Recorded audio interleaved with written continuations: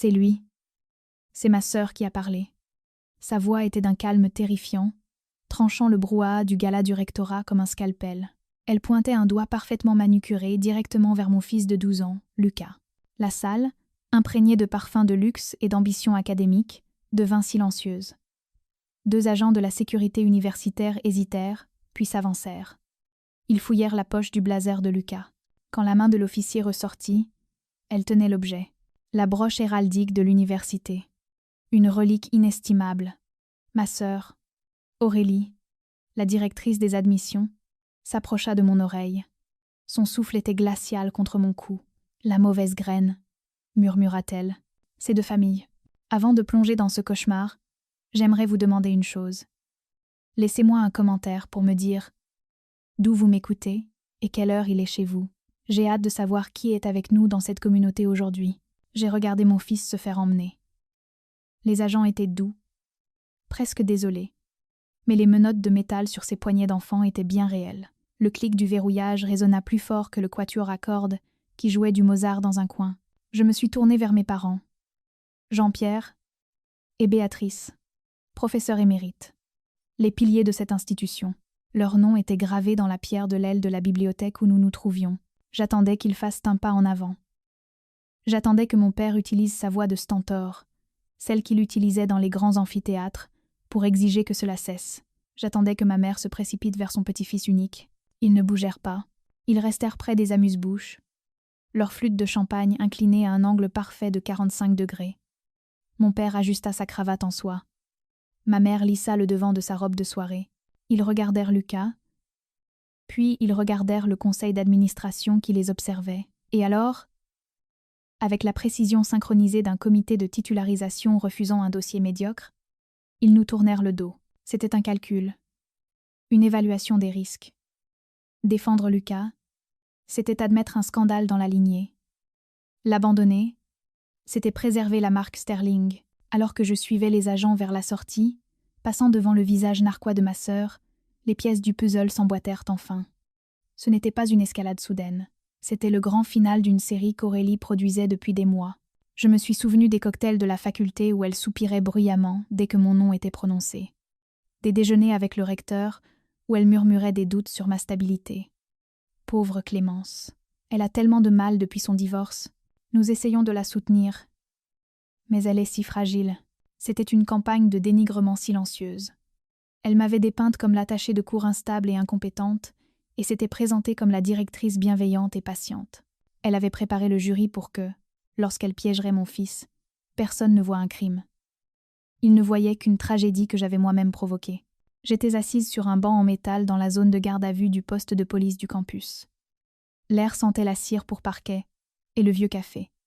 C'était calme ici, et dans ce silence, j'ai enfin disséqué l'anatomie de mon propre aveuglement. Pendant 32 ans, j'avais vécu dans un piège, le piège de la cruauté normalisée. Quand vous grandissez dans une maison où l'affection est une monnaie d'échange et où la critique est la seule langue parlée, vous perdez la capacité d'identifier la maltraitance. Vous appelez ça de l'exigence, vous appelez ça de l'amour vache. Vous vous dites que si vous travaillez juste un peu plus dur, si vous publiez un article de plus, si vous restez assez discrète, vous finirez par mériter votre place à table. C'est une prison sans barreaux, construite brique par votre propre besoin désespéré d'appartenance. Je les avais laissés me traiter comme l'héritière de secours, la déception, la prof vacataire qui n'était jamais assez bien pour être titularisée. Je pensais qu'en endurant cela, je prouvais ma loyauté. Je pensais que leur cruauté était un test que je pouvais réussir. Mais en regardant l'encadrement de la porte vide où mes parents auraient dû se tenir, j'ai compris que ce n'était pas un test. C'était une consommation. Ils ne m'aimaient pas. Ils me consommaient pour nourrir leur propre ego. Et maintenant, ils essayaient de consommer mon fils. Mes larmes s'arrêtèrent. Ma respiration ralentit. J'ai regardé l'horloge au mur. Il était presque minuit. La tristesse s'évapora, laissant place à quelque chose de froid et de dur. Je n'étais plus la sœur fragile. Je n'étais plus la fille en quête d'approbation. J'étais une chercheuse qui venait de découvrir une faille fatale dans les données, et j'allais la corriger. Lucas est rentré à 3 heures du matin. Il n'a pas dit un mot. Il est allé directement dans sa chambre et s'est mis en boule sous sa couette, toujours avec ses vêtements de gala. L'avis de suspension du bureau de la directrice est arrivé par mail à 6 heures. Effet immédiat. En attente d'enquête. Ils lui ont retiré sa bourse d'études. Avant même que le soleil ne se lève. À 8 heures, mon téléphone a sonné. C'était ma mère. « Viens à la maison », dit-elle. Seule, je me suis rendue au domaine familial, une forteresse en briques sur une colline surplombant le campus, payée par des décennies de prestige. Je suis entrée dans le bureau, la pièce sentait le vieux cuir, le vernis au citron et le jugement. Mon père, Jean-Pierre, était assis derrière son bureau en acajou, tel un monolithe de l'autorité académique. Ma mère, Béatrice, se tenait près de la fenêtre, le dos tourné. Aurélie était affalée dans un fauteuil en cuir, examinant ses cuticules, avec l'air du chat qui vient de manger le canari, la cage et le gardien. « Assieds-toi, Clémence », dit mon père. Il ne me regarda pas. Il lisait un dossier. « Nous avons une situation. »« Une situation ?» ai-je répété. « Votre petit-fils a été menotté. Il a passé la nuit dans une cellule. Parce que tu as échoué à le contrôler, » trancha ma mère en se retournant. Son visage était un masque de fureur froide. « Tu as échoué à l'élever dans le respect de nos institutions. Et maintenant, le nom de famille, le nom gravé sur cette bibliothèque, Clémence, est en péril. » Mon père retira ses lunettes de lecture et les posa avec un claquement sec. « Nous avons une solution. Tu vas démissionner de ton poste à l'université. Aujourd'hui même, en invoquant des raisons de santé personnelle, nous avons pris des dispositions pour que Lucas soit admis à l'Institut Saint-Jude dans les Alpes. C'est un internat pour jeunes en difficulté avec un programme disciplinaire strict. Cela le gardera hors de vue jusqu'à ce que ce malentendu se tasse. » Je les regardais. Il ne parlait pas de mon fils. Il parlait d'une fenêtre brisée qu'il fallait condamner. Il voulait l'exiler. Il voulait m'effacer. Il voulait que nous disparaissions pour que le gala puisse durer éternellement. Et comment suis-je censé payer un internat privé en Suisse avec mes indemnités de chômage ? Ai-je demandé. Ma voix était monocorde. Clinique. Je n'argumentais pas. Je récoltais des informations. Aurélie sourit. Une expression tranchante, dangereuse. Elle se pencha en avant, baissant la voix comme si elle partageait un secret de famille. « Ne t'inquiète pas pour l'argent. Sorette, je m'occupe des frais de scolarité. J'ai accès à certains fonds discrétionnaires dans la dotation de l'université. On peut appeler ça une bourse pour la jeunesse à risque. C'est incroyable ce qu'on peut faire avec les bons formulaires. » Elle me fit un clin d'œil. Ce clin d'œil était l'erreur. C'était la fracture structurelle dans leur fondation. Elle ne proposait pas seulement de la charité. Elle avouait un détournement de fonds. Elle était si à l'aise dans sa corruption, si assurée de son impunité, qu'elle proposait nonchalamment de payer mon silence, avec de l'argent volé. J'ai regardé mes parents. Ils ne s'hilèrent pas. Ils savaient. Ils se fichaient de savoir d'où venait l'argent, tant que le problème disparaissait. J'ai compris à ce moment-là qu'il n'y avait aucune négociation possible. Ce n'était pas une réunion de famille. C'était une prise d'otage. Ils tenaient l'avenir de mon fils, et ils exigeaient ma vie en rançon. Mais ils avaient commis une erreur critique. Ils pensaient avoir affaire à la fille qui mendiait leur amour. Ils ne réalisaient pas qu'ils faisaient face à une mère prête à brûler le monde entier pour protéger son enfant. « J'ai besoin de temps », ai-je dit. « Tu as 24 heures. » dit mon père en remettant ses lunettes, me congédiant comme une étudiante ayant échoué à un oral. Ne nous déçois plus. Je suis sortie de cette maison sans claquer la porte. Je n'ai pas crié. Je l'ai fermée doucement, les scellant à l'intérieur de leur mausolée de mensonges. J'ai marché jusqu'à ma voiture, le gravier crissant sous mes bottes. L'air du matin était vif. J'ai pris une grande inspiration. Ils pensaient m'avoir brisée. Ils pensaient avoir enterré le scandale. Mais ils avaient oublié la règle de base de la recherche. On ne publie jamais ses résultats avant d'avoir toutes les données. Et je venais à peine de commencer ma collecte. Je suis passée devant le bureau de la sécurité du campus sans un regard. C'était la milice privée d'Aurélie, achetée à coups d'invitation au gala et de primes d'heures supplémentaires. Je suis allée directement au commissariat central en ville. J'ai demandé l'inspecteur Morel. C'était un homme qui savait où les cadavres étaient enterrés parce qu'il avait passé 20 ans à refuser de tenir l'appel. Il m'a reçu dans une petite salle d'interrogatoire qui sentait le tabac froid et la justice implacable.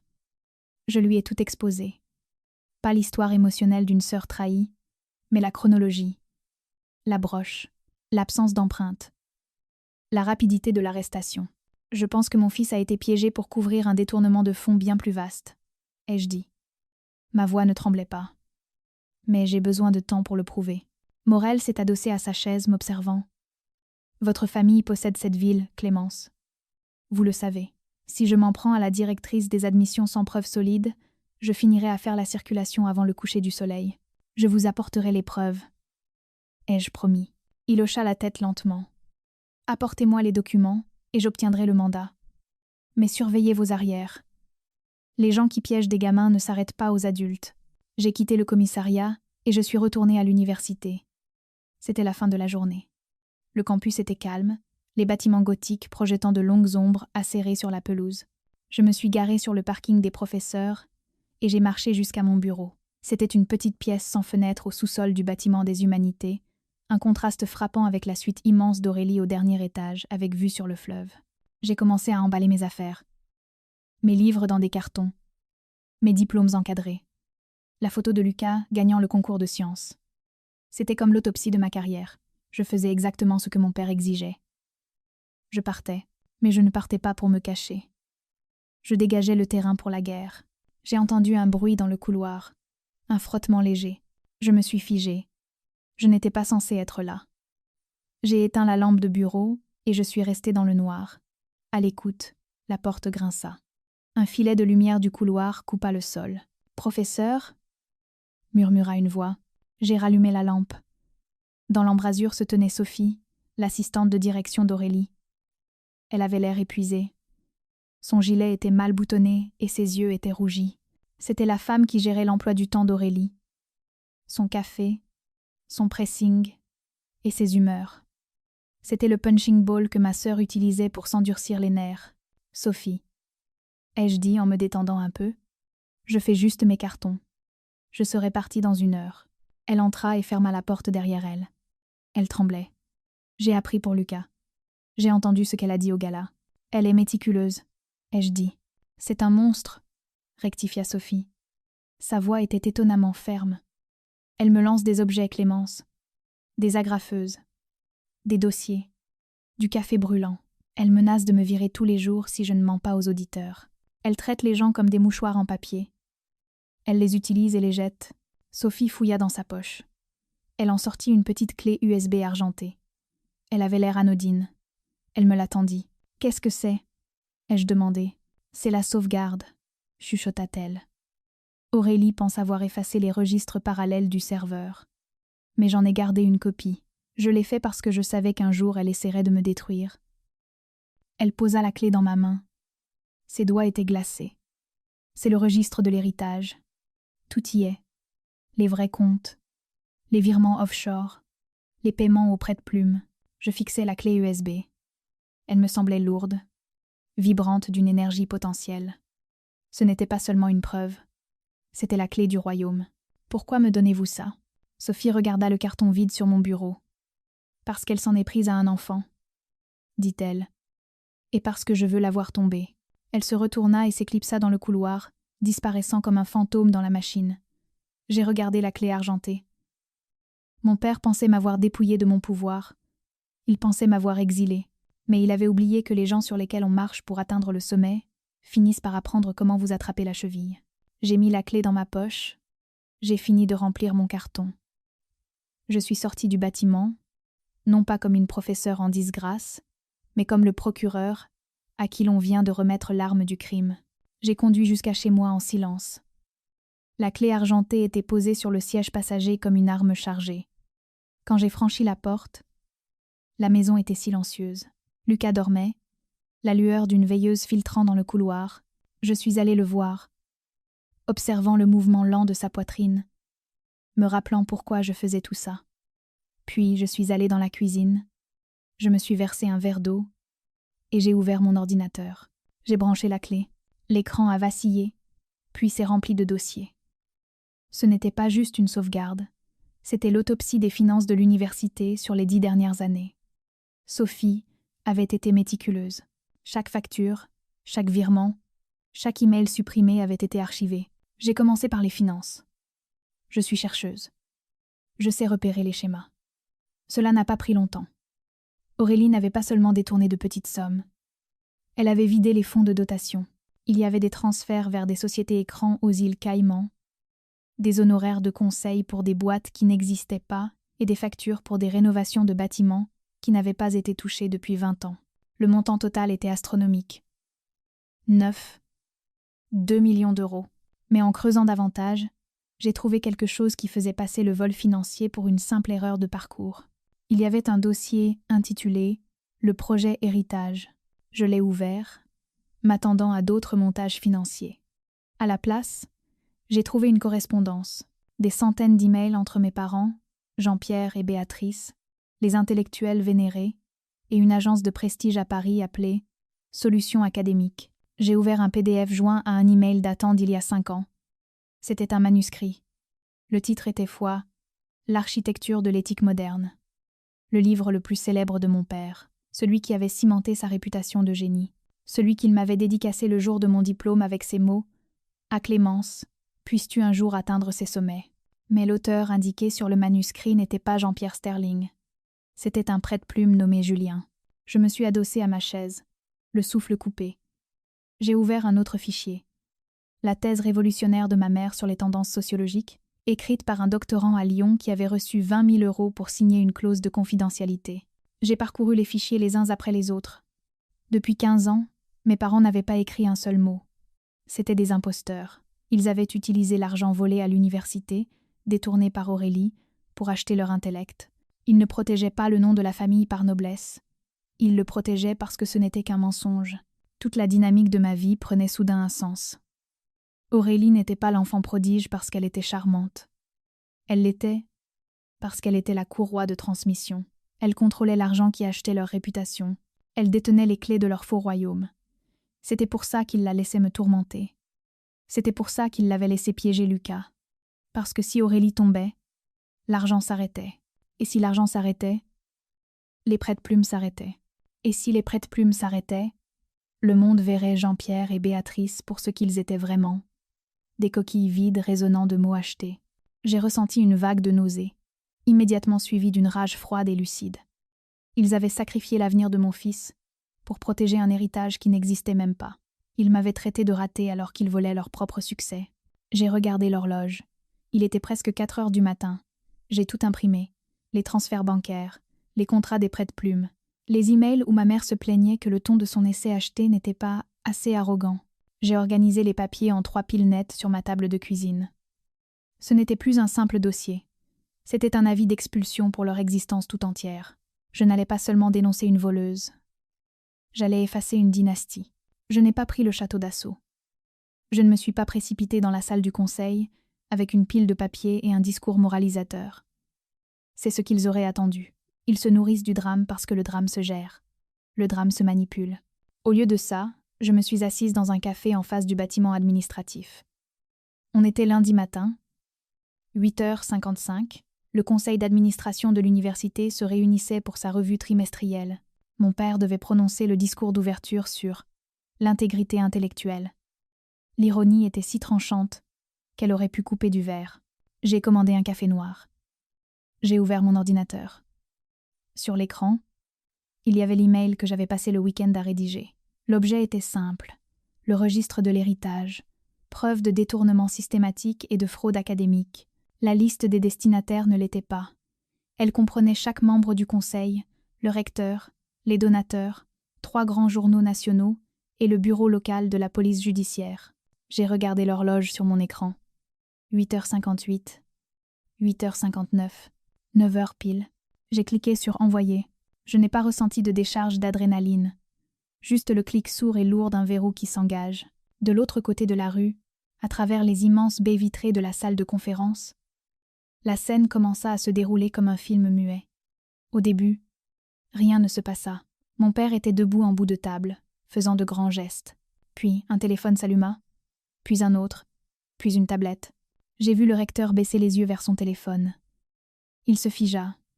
Il lut quelque chose, puis leva les yeux vers mon père avec une expression d'horreur pure et absolue.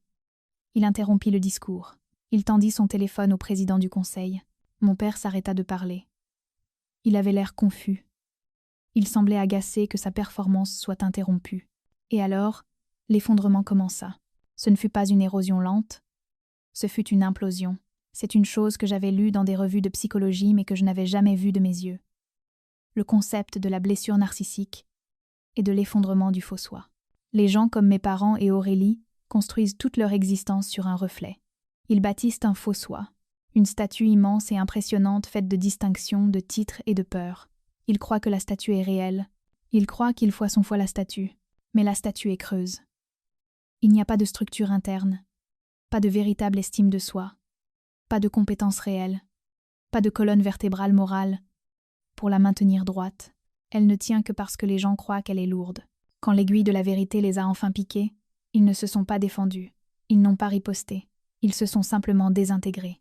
J'ai vu Aurélie se lever, criant quelque chose, agitant les mains.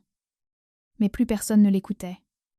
Le charme était rompu, le faux soi avait volé en éclats, et sans lui, il n'était plus que 3 escrocs terrifiés, dans une pièce remplie de gens qui réalisaient qu'ils avaient été dupés. 10 minutes plus tard, les premières voitures de police arrivèrent. Pas la sécurité du campus cette fois. C'était la police nationale et des agents financiers. L'inspecteur Morel avait tenu parole. Je les ai regardés se faire escorter dehors. Ils n'avaient plus l'air de titans de l'industrie ou de l'intellect. Ma mère pleurait, serrant ses perles comme si c'étaient des bouées de sauvetage. Mon père semblait avoir rétréci, un vieil homme dans un costume soudain trop grand pour lui. Aurélie. Aurélie regardait la foule qui s'assemblait sur la pelouse, les yeux écarquillés et farouches. Elle cherchait une caméra devant laquelle poser, mais ne trouvait que des témoins de sa honte. Ils furent conduits dans des voitures séparées. Pas de menottes encore, juste la main lourde de l'autorité sur leurs épaules, les guidant loin du royaume qu'ils avaient volé. J'ai pris une gorgée de mon café. Il était froid, mais il avait meilleur goût que n'importe quel champagne bu à leur gala. J'ai fermé mon ordinateur. Je n'avais pas besoin de voir la suite. Le spectacle était terminé. Le château de cartes n'était pas seulement tombé. Le vent l'avait emporté. Les retombées furent totales. Aurélie fut mise en examen pour 14 chefs d'accusation de fraude et de détournement de fonds. Il s'avère que l'État voit d'un très mauvais œil la fraude électronique, surtout quand elle implique de payer des prête-plumes par-delà les frontières. L'université réagit avec la cruauté d'un animal blessé cherchant à sauver sa peau. Ils ne se contentèrent pas de la licencier. Ils l'effacèrent. Puis, ils tournèrent leur attention vers la bibliothèque. Je suis passée devant le campus une dernière fois et j'ai vu les échafaudages monter autour de l'aile Sterling. Ils étaient en train de sabler les lettres gravées dans la pierre. L'héritage de mes parents n'était pas préservé. Il était exfolié. Mon téléphone devint le réceptacle de leur douleur, qui ressemblait étrangement à de la rage. Ma mère laissait des messages en sanglotant, disant que j'avais assassiné la famille. Mon père envoyait des SMS menaçant de me poursuivre pour diffamation, ignorant l'ironie du fait que la vérité est la défense ultime. Aurélie. Aurélie a essayé de m'appeler d'un téléphone jetable, sans doute pour me réclamer de l'argent pour un avocat. Je ne les ai pas bloqués. Cela aurait nécessité de maintenir un contact. À la place, je suis allée chez mon opérateur et j'ai changé de numéro. J'ai supprimé mon compte email. J'ai coupé le cordon, pas avec des ciseaux, mais avec une guillotine. Nous avons vidé la maison en 3 jours. Ce ne fut pas long. Quand on décide de laisser une vie derrière soi, on réalise à quel point on veut en garder peu de choses. Nous avons laissé les meubles. Nous avons laissé les vieilles photos. Nous n'avons pris que ce qui était réel. Nous avons déménagé à 1000 kilomètres de là. J'ai accepté un poste de titulaire dans une université en Bretagne. Ils ne m'ont pas embauché pour mon nom. Ils m'ont embauché pour mes recherches. Ils m'ont embauché parce que, pendant l'entretien, j'ai parlé de l'éthique universitaire avec une passion qui les a un peu effrayés. Lucas s'épanouit. Il est dans une nouvelle école, dans une nouvelle équipe de foot. Il ne pose pas de questions sur ses grands-parents. Les enfants sont résilients, mais ils sont aussi perceptifs. Il sait que les gens qui étaient censés le protéger ont choisi de le jeter au loup. Il sait que sa mère est devenue la louve pour le récupérer. Parfois, tard le soir, je m'assois sur ma nouvelle terrasse et j'écoute la pluie. Je pensais que la victoire ressemblerait à un défilé. Je pensais que ce serait comme me tenir au-dessus de mes ennemis et les regarder pleurer. Mais ce n'est pas ça. Il y a une paix profonde dans la rupture. On nous apprend que la famille est un lien qui ne peut jamais être brisé, que couper les ponts est un échec de l'amour. Mais c'est un mensonge raconté par ceux qui profitent de votre soumission. La vérité, c'est que la paix ne vient pas de la victoire à la guerre. Elle vient du fait de quitter le champ de bataille. Elle vient de la réalisation que vous n'avez pas à assister au procès, ni à lire les articles de presse, ni à répondre au téléphone. Vous avez juste à vivre. Mes parents et ma sœur sont piégés dans les décombres du monde qu'ils ont bâti. Ils sont coincés dans le passé, rejouant leurs jours de gloire et leur chute. Moi, je suis ici, dans le présent, en train de construire quelque chose de nouveau, quelque chose d'honnête. C'est la seule titularisation qui compte. Si vous avez déjà dû brûler un pont pour vous sauver, je vous demande de partager cette histoire. Vous n'êtes pas seul, et votre paix vaut tous les sacrifices. Abonnez-vous, et continuons à bâtir nos propres héritages, vérité après vérité.